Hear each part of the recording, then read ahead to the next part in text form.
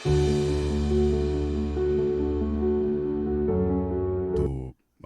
भविष्य में काम आखिर दिखेगा कैसा? क्या वही दफ्तर रहेंगे, वही 9 से 5 वाली रूटीन, या फिर एआई और मशीनें?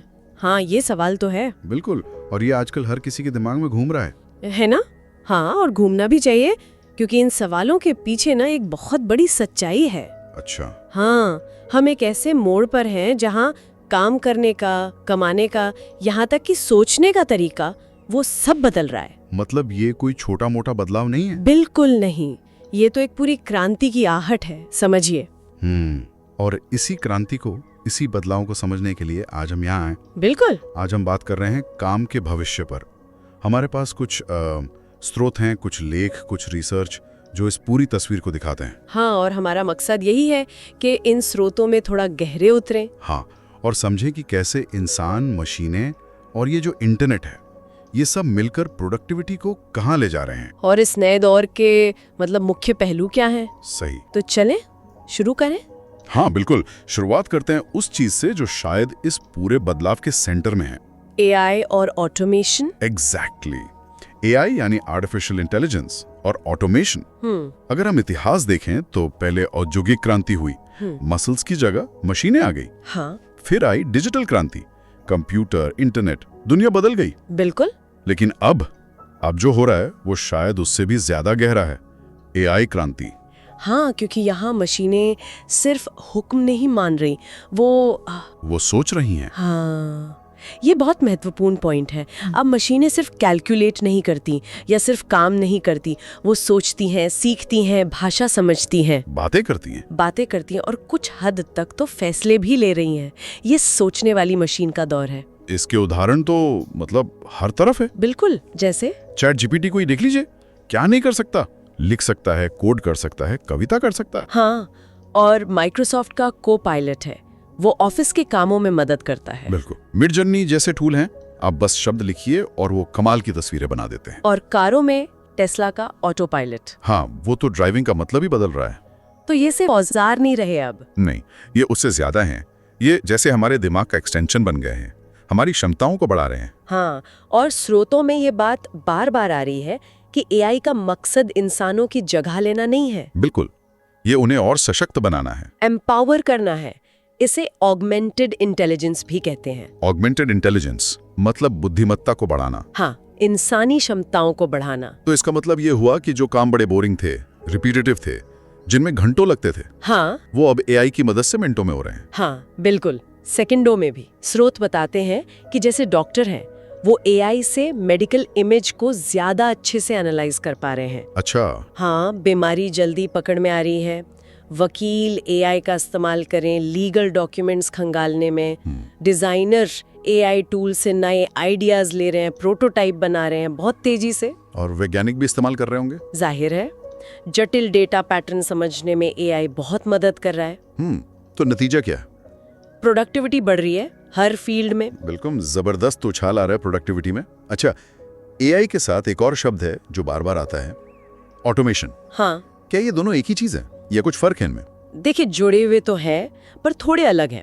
ऑटोमेशन का मतलब सीधा सा है किसी काम का अपने आप हो जाना। अपने आप, बिना इंसान के? हाँ, मतलब बिना सीधे इंसानी दखल के। लेकिन उसके पीछे की सोच, नियम, स्ट्रैटेजी वो अक्सर इंसानी तय करता है। ओके। एआई क्या करता है, वो ऑटोमेशन को और स्मार्ट बना देता है, ज्यादा फ्लेक्सिबल, अडेप्टिव। तो पहले वाला ऑटोमेशन कैसा था? फैक्ट्री वाला? हाँ, ज्यादातर वही था। फैक्ट्री के रोबोट्स जो एक ही काम बार बार करते थे, मैकेनिकल काम। और अब ये ऑटोमेशन डिजिटल दुनिया में ज्यादा है। हाँ, बहुत ज्यादा। अब सॉफ्टवेयर बॉट्स हैं जो डेटा एंट्री करते हैं, एल्गोरिदम्स हैं जो स्टॉक मार्केट में ट्रेड करते हैं, चैटबॉट्स हैं। हाँ, वो तो हर वेबसाइट पर दिखते हैं आजकल, 24/7 जवाब देते हैं। बिल्कुल। एआई टूल्स हैं जो कंटेंट लिख रहे हैं, marketing copy, social media post. अच्छा, एआई लिख रहा है ये सब? हाँ, काफी हद तक। और पूरे supply chain management systems automated हैं। तो ये ऑटोमेशन अब सिर्फ फैक्ट्री तक नहीं, नॉलेज वर्क में भी आ गया है। लेकिन यहाँ वो डर फिर आता है कि क्या ये ऑटोमेशन नौकरियां ले लेगा? हाँ, ये सवाल तो उठता है और स्रोत इस पर काफी सोचते हैं। उनका निष्कर्ष ये नहीं है कि नौकरियां खत्म हो जाएंगी, तो फिर? बल्कि ये कि नौकरियों का नेचर बदलेगा, उनका स्वरूप बदलेगा।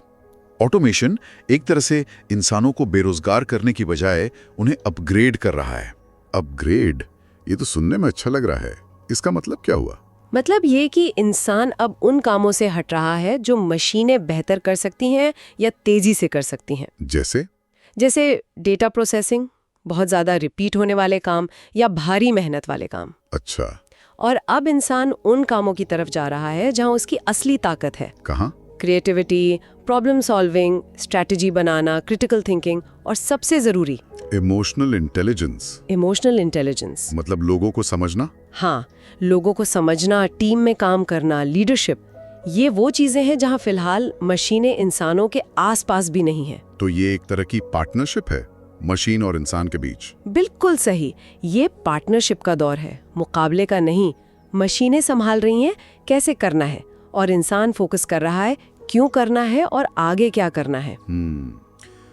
तो एआई और ऑटोमेशन काम करने के कैसे को बदल रहे हैं। हाँ, लेकिन इन तकनीकों ने एक और बड़ा बदलाव लाया है काम करने की जगह और तरीके में। बिल्कुल, आप फ्रीलांसिंग और रिमोट वर्क की बात कर रहे हैं। हाँ बिल्कुल, फ्रीलांसिंग क्रांति।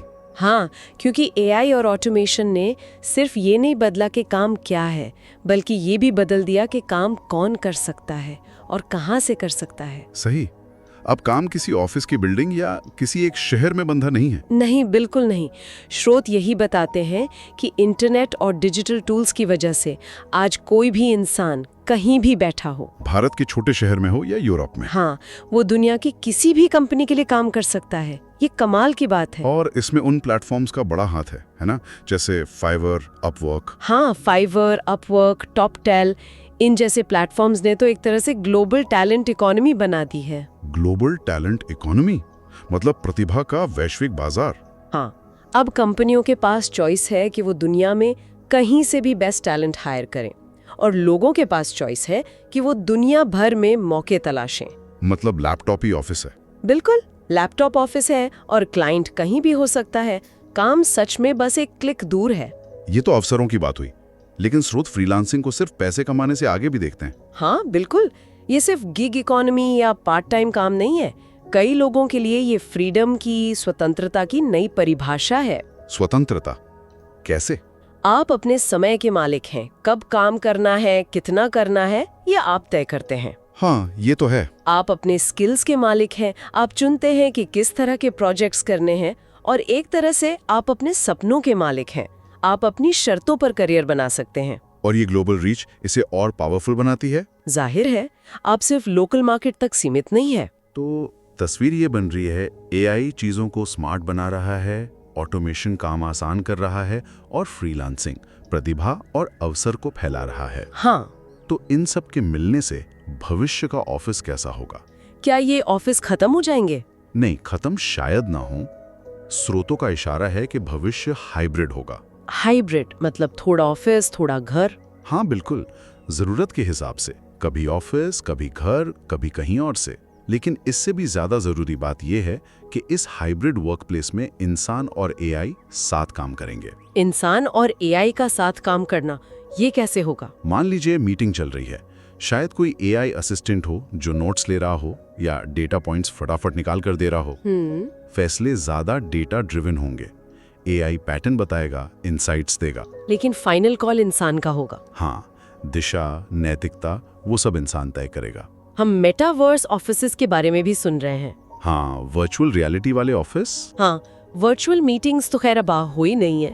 और एक और चीज है, डिजिटल ट्विन्स। डिजिटल ट्विन्स, ये क्या भला है? सोचिए, किसी फैक्ट्री का या शहर का या सप्लाई चेन का एक बिल्कुल वैसा ही डिजिटल मॉडल बना दिया जाए, वर्चुअल। अच्छा। फिर आप उस डिजिटल मॉडल पर एक्सपेरिमेंट्स कर सकते हैं, सिमुलेशन चला सकते हैं, असल दुनिया में बदलाव करने से पहले। अरे वाह, ताकि गलतियों से बचा जा सके। हाँ, और चीजों को बेहतर बनाया जा सके। ये फिजिकल और डिजिटल दुनिया का मिलना है, और ये काम करने के तरीके को बहुत बदलेगा। ये सब सुनने में तो मतलब साइंस फिक्शन जैसा लगता है। हाँ, लेकिन स्रोत कहते हैं कि आने वाले वक्त की सच्चाई है। तो इस बदलते माहौल में सबसे जरूरी स्किल क्या होगी? डिग्री? नहीं, स्रोत बिल्कुल साफ कहते हैं, सबसे बड़ी स्किल या ताकत होगी अडेप्टेबिलिटी। अडेप्टेबिलिटी मतलब ढल जाना। हाँ बिल्कुल, तेजी से नई चीजें सीखने की क्षमता, बदलाव को अपनाने की इच्छा और लगातार अपने स्किल्स को अपग्रेड करते रहना, लाइफ लॉन्ग लर्निंग। एग्जैक्टली वो अब सिर्फ एक अच्छी बात नहीं, वो जरूरत बन जाएगी सर्वाइवल के लिए। तो इसका असर प्रोडक्टिविटी की परिभाषा पर भी पड़ेगा। हम तो घंटों के हिसाब से सोचते आए हैं। हाँ, ये एक बहुत बड़ा शिफ्ट होगा। भविष्य में प्रोडक्टिविटी शायद घंटों से नहीं नापी जाएगी। तो फिर किससे? इम्पैक्ट से, प्रभाव से।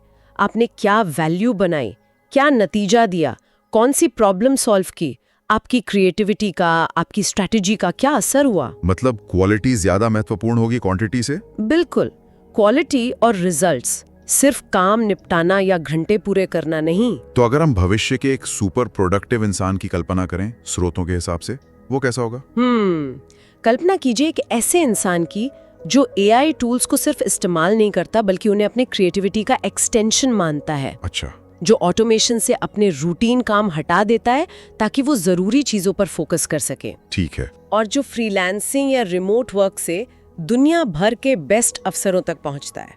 तो ऐसा इंसान अकेले ही बहुत कुछ कर पाएगा? हाँ, स्रोत कहते हैं कि ऐसा इंसान सही टेक्नोलॉजी और सही माइंडसेट के साथ अकेले ही कई लोगों या छोटी टीम जितना इम्पैक्ट क्रिएट कर सकता है। ये तो कमाल है। ये है मानव उत्पादकता का अगला level, the next phase of human productivity, जहां टेक्नोलॉजी इंसान की ताकत को कई गुना बढ़ा देती है। ये सुनने में तो बहुत अच्छा लगता है, लेकिन हर बड़े बदलाव की तरह इसमें कुछ चुनौतियां भी होंगी, कुछ सवाल। स्रोत इस बारे में क्या कहते हैं? हाँ बिल्कुल, क्योंकि इतना बड़ा बदलाव बिना सवालों के तो आता नहीं। हाँ। स्रोत कई गंभीर सवाल उठाते हैं। जैसे क्या मशीनें हमारी सोच को इतना बदल देंगी कि हम खुद सोचना कम कर दें, अपनी ऑटोनॉमी खो दें? ये तो डर है। और जब सब कुछ डेटा पर चलेगा, एल्गोरिदम पर चलेगा, तो हमारी प्राइवेसी का क्या होगा, डेटा सिक्योरिटी का क्या होगा? सही बात है। फिर ये जो ऑटोमेशन से नौकरियों का रूप बदलेगा, क्या इससे समाज में असमानता और बढ़ेगी? जिनके पास स्किल्स हैं वो आगे निकल जाएंगे और बाकी? हाँ, ये डिजिटल डिवाइड वाली बात। बिल्कुल। और सबसे बड़ा सवाल, क्या सब लोग इस बदलाव के लिए तैयार हैं? क्या सबके पास नई चीजें सीखने के मौके होंगे, साधन होंगे? ये बाकी बहुत जरूरी और मुश्किल सवाल है। हाँ, और इनका कोई आसान जवाब नहीं है। तो स्रोत क्या कहते हैं, क्या समाधान है? स्रोत कोई बना बनाया समाधान नहीं देते, वो सच्चाई बताते हैं। और सच्चाई ये है, थोड़ी कड़वी लग सकती है। क्या? कि जो लोग सीखना बंद कर देंगे, जो बदलाव से डरेंगे, जो पुराने ढर्रे पर चलते रहेंगे, वो पीछे रह जाएंगे। टेक्नोलॉजी रुकेगी नहीं, लेकिन और ये जरूरी है, जो लोग सीखने को तैयार हैं, जो टेक्नोलॉजी को समझेंगे, अपनाएंगे, अपनी स्किल्स अपडेट करेंगे, वो टिके रहेंगे। वो सिर्फ टिके नहीं रहेंगे, वो इस भविष्य को बनाएंगे, वो इसके निर्माता बनेंगे। तो ये एक ही साथ एक बहुत बड़ा अवसर भी है और एक बड़ी चुनौती भी। चुनाव हमारा है। हाँ, चुनाव हर इंसान का है, हर समाज का है। अपनाना है या पीछे रह जाना है। तो अगर हम इन सारी बातों का निचोड़ निकालें तो एआई और ऑटोमेशन हमें कमजोर नहीं बना रहे? नहीं, बिल्कुल नहीं। बल्कि अगर हम सही तरीके से इस्तेमाल करें तो ये हमें और ज्यादा शक्तिशाली बना रहे हैं। ज्यादा सक्षम? आप कह सकते हैं लगभग लिमिटलेस, असीमित। हाँ, भविष्य का कामयाब इंसान वो नहीं होगा जो मशीन से डरेगा या उससे कंपटीशन करेगा। तो कौन होगा? वो होगा जो मशीन के साथ कोलैबोरेट करना सीखेगा, जो टेक्नोलॉजी को पार्टनर समझेगा और जो इंसान और मशीन की मिलीजुली ताकत से दुनिया की प्रॉब्लम सॉल्व करेगा, बेहतर भविष्य बनाएगा। और इस भविष्य को बनाने में आगे कौन लोग होंगे?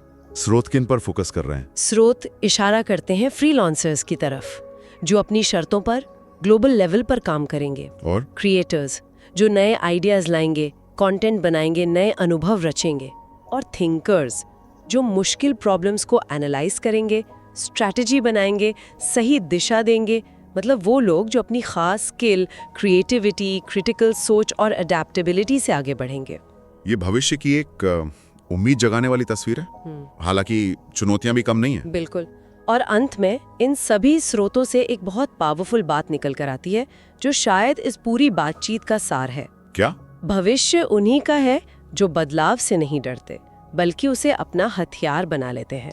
वाह, ये तो बहुत गहरी बात है ना?